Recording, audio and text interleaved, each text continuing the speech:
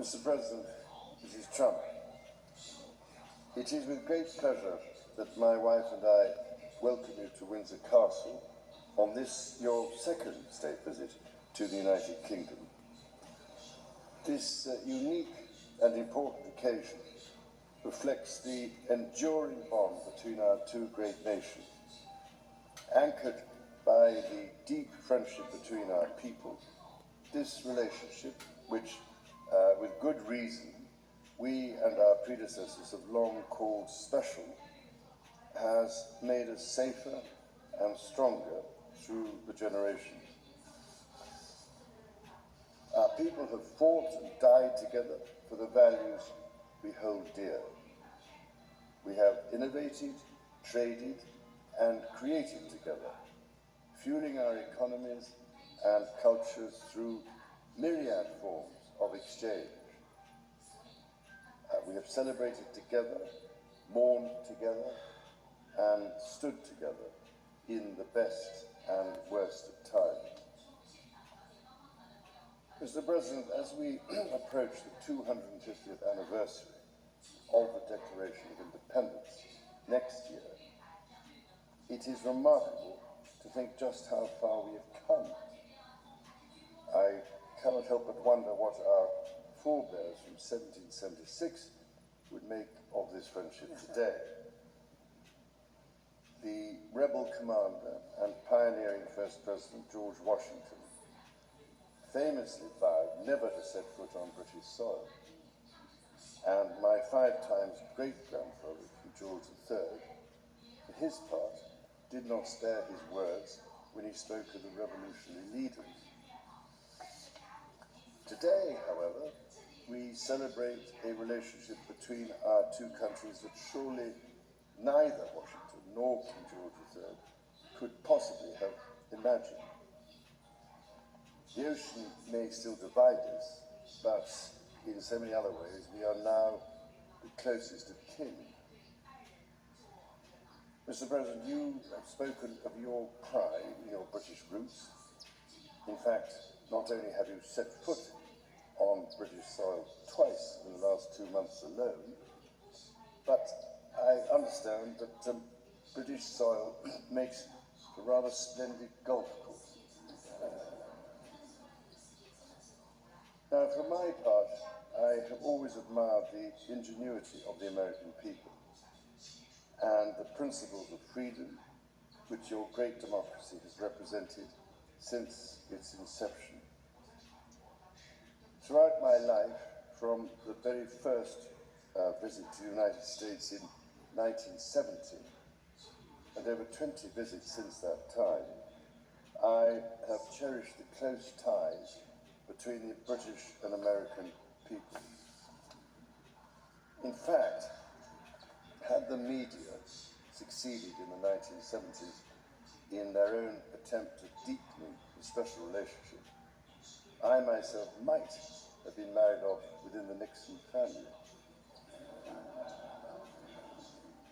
From York to New York, from Birmingham, England to Birmingham, Alabama, we are united by a common language and shared heritage.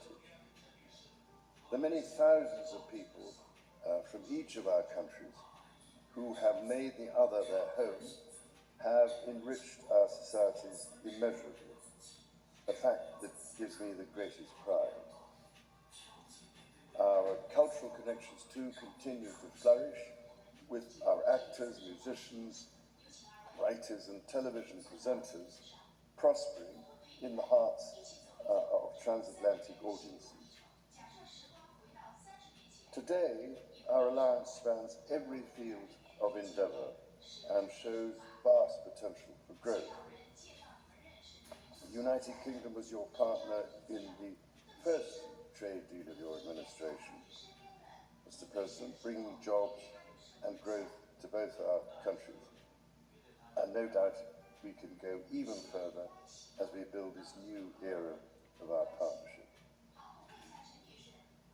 Our two nations have an exceptional legacy of shared discovery.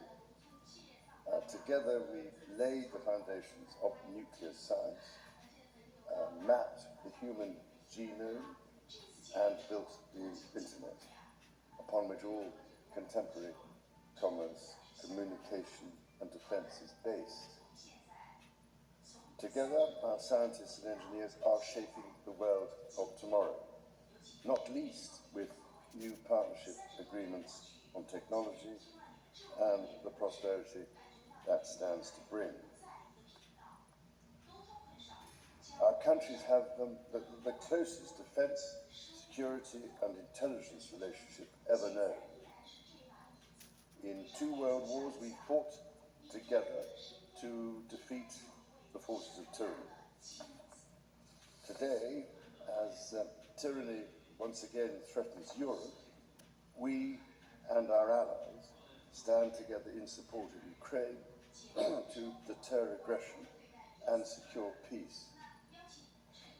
And our AUKUS submarine partnership with Australia sets the benchmark for innovative and vital collaboration. The successes of the British Redcoats and of George Washington's Continental Army today stand shoulder to shoulder, brothers and sisters in arms, protecting the freedoms we both cherish. Our countries are working together in support of crucial diplomatic efforts, not least of which, Mr. President, is your own personal commitment to finding solutions to some of the world's most intractable conflicts in order to secure peace. In striving for a better world, we also have a precious opportunity to safeguard and to restore the wonders and beauty of nature for the generations who follow us. We share the ambition and determination to preserve our majestic lands and waters, above all to ensure that we have clean water, clean air and clean food. Our legacy for the next 250 years and beyond is to ensure that our children, grandchildren and those who come after them can experience the awe and magnificence of the natural treasures found in the countryside, on the coasts, in the seas, and in the national parks established by your predecessors and mine. Mr. President, Mrs. Trump, the bond between our 2 nations is indeed a remarkable one.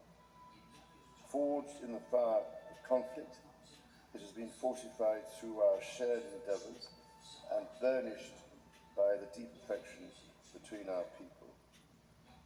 Tested time and again, it has borne the weight of our common purpose and raised our ambition for a better world. So, in renewing our bond tonight, we do so with unshakable trust in our friendship and in our shared commitment to independence and liberty. Therefore, as we celebrate this unparalleled partnership, allow me to propose a toast to President Trump and the First Lady, and to the health, prosperity and happiness of the people of the United States of America.